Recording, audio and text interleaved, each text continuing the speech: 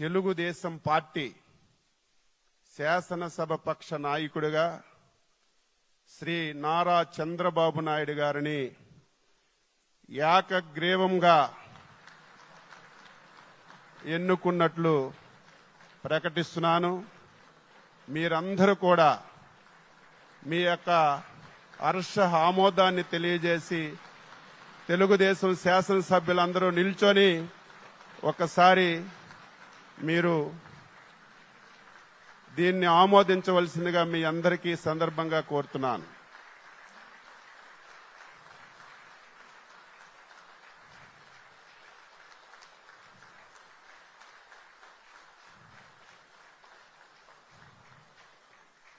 ఒక సుదీర్ఘమైన అనుభవం ఉన్న నాయకులు కావాలి. 4 దశాబ్దాల అనుభవం,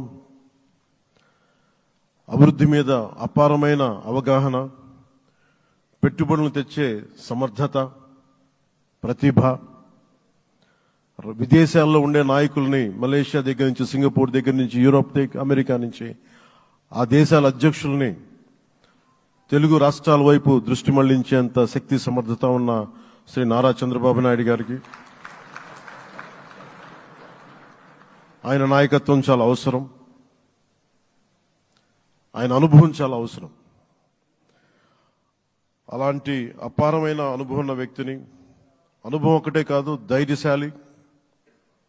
ఈ రోజుకి నాకు ఒకటే గుర్తుంటుంది. మన తాడేపల్లిగూడెం సభలో చెప్పాను, చాలా క్లేమోర్ మైన్స్ పేలిపోతే, జీప్ ఎగిరిపోయి కింద పడితే చొక్కా దులుపుకొని ఆయన మళ్ళీ వచ్చి రాజకీయం చేసిన వ్యక్తి. ఈ రోజున సైబరాబాద్ ఉంది అంటే అది శ్రీ చంద్రబాబు నాయుడు గారి దార్శనికత. అలాంటి వ్యక్తి, ఆయన అనుభవం ఈ రోజున 2024 ఆంధ్రప్రదేశ్కి ఎన్డీఏ కూటమి తరపు నుంచి ముఖ్యమంత్రి అభ్యర్థిగా శ్రీ నారా చంద్రబాబు నాయుడు గారి పేరుని జనసేన పార్టీ పక్షాన నుంచి మేము బలపరుస్తున్నాం.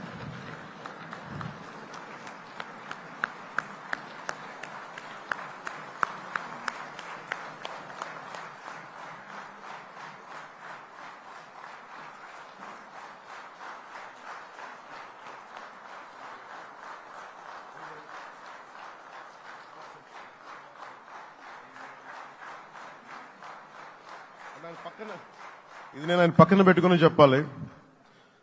ఆయన నలిగిపోయారు. జైల్లో చూశాను ఆయన.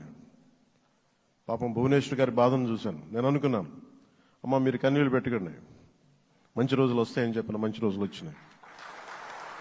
వారికి మనస్ఫూర్తిగా వారికి నా హృదయపూర్వక శుభాకాంక్షలు. మీరు అద్భుతమైన పాలన ఇవ్వాలి అందరికీ మనస్ఫూర్తిగా మీకు నేను తెలియజేసుకున్నాను సార్.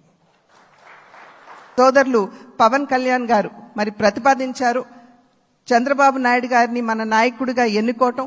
నేను దాన్ని సమర్థిస్తున్నాను అని చెప్పి తెలియజేస్తూ మీ అందరికీ ధన్యవాదాలు తెలియజేస్తూ చంద్రబాబు నాయుడు గారికి మరి ఒక్కసారి నేను శుభాకాంక్షలు తెలియజేస్తున్నాను. నమస్కారం. జై